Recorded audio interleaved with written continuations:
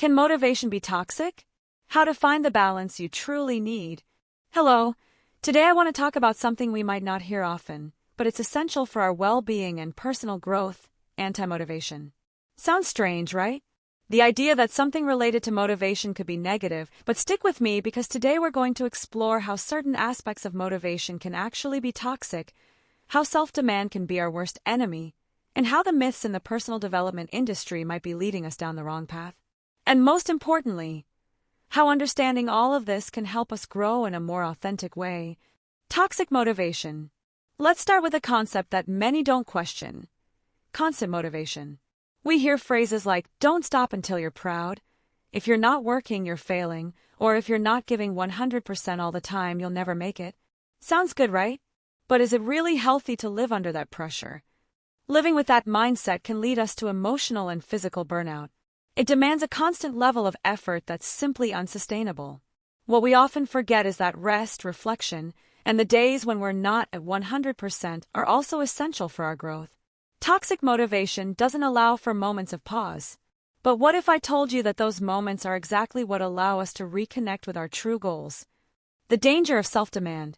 Here comes another major enemy: self-demand.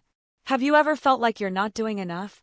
Like you're never good enough? No matter how much you work, no matter how hard you try, there's always more you could do?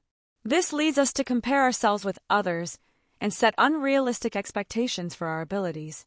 And trust me, I've been there. Self-demand is just another form of internal pressure that, while it may seem like motivation to improve, can actually be harmful. It can lead us to burnout, anxiety, and even the feeling that we'll never be good enough.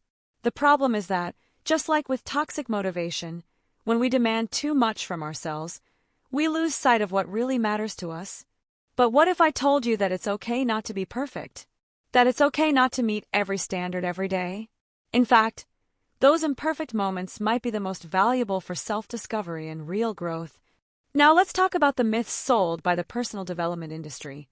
They sell us the idea that if we follow the advice of some successful person, our life will change completely. Do it like them, and you'll be successful. But the truth is, no one has a universal recipe for success.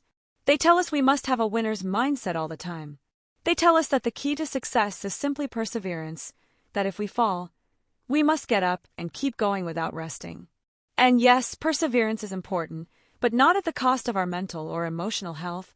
The reality is that every path to success is unique. What works for one person may not work for another.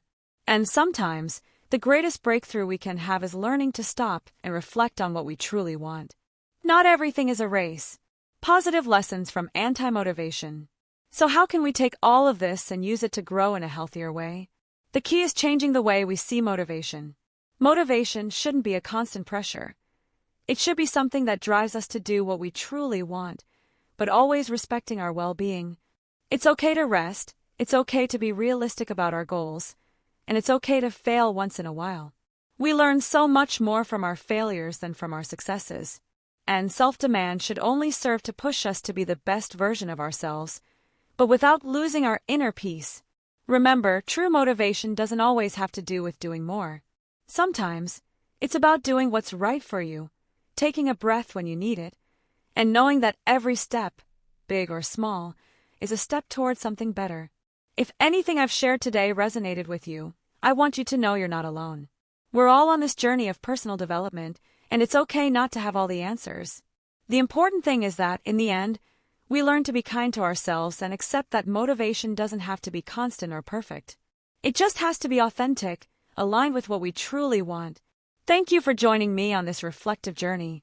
If you enjoyed this video, don't forget to give it a like, share it, and subscribe to continue exploring together how to grow in a healthy and authentic way. See you in the next video.